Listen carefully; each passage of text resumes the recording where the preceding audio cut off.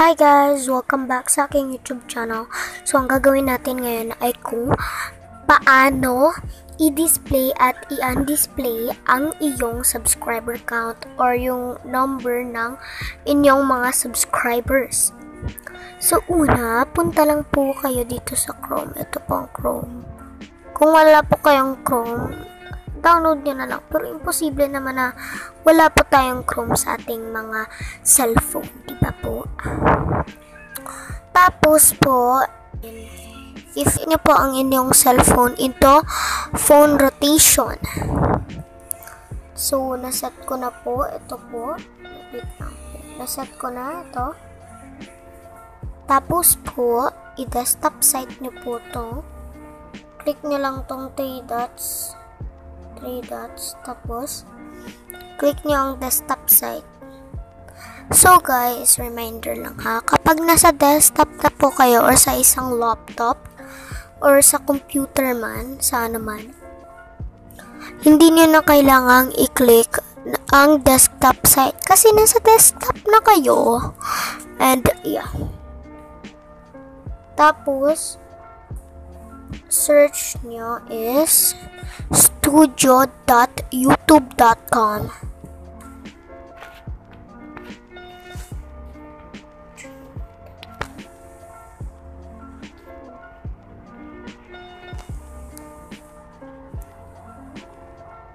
By the way guys, dapat naka-sign in na po yung account na gusto nyong i-hide or gusto nyong i-unhide. Some of our channel kasi guys is sometimes naka-unhide po ang ating mga subscriber count.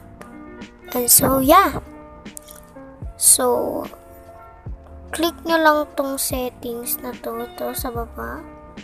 Tong settings, yan, sa baba. And then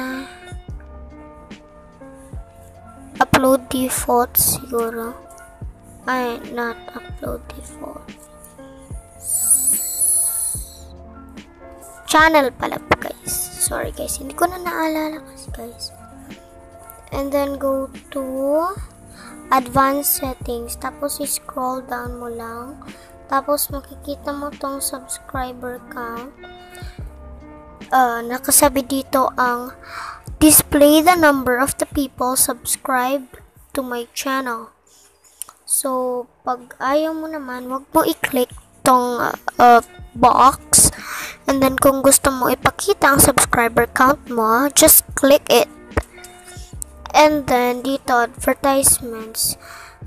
Marami sila dito, guys. So, ganyan lang po tayo